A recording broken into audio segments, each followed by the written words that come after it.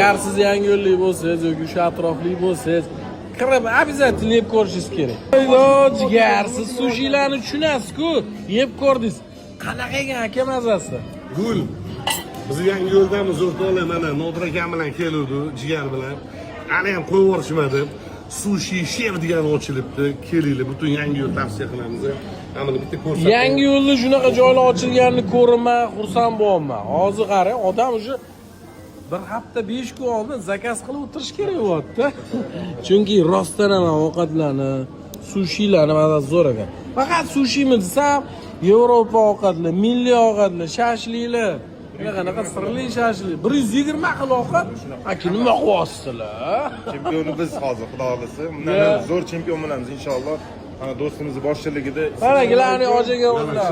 Mevalar o'tibdilar. Aytmoqchi bo'lganimiz Toshkentdan ko'pchilik Yangiyo'lga tovuq tarakaga kelardi. Endi bemalol sushi kelaverasiz.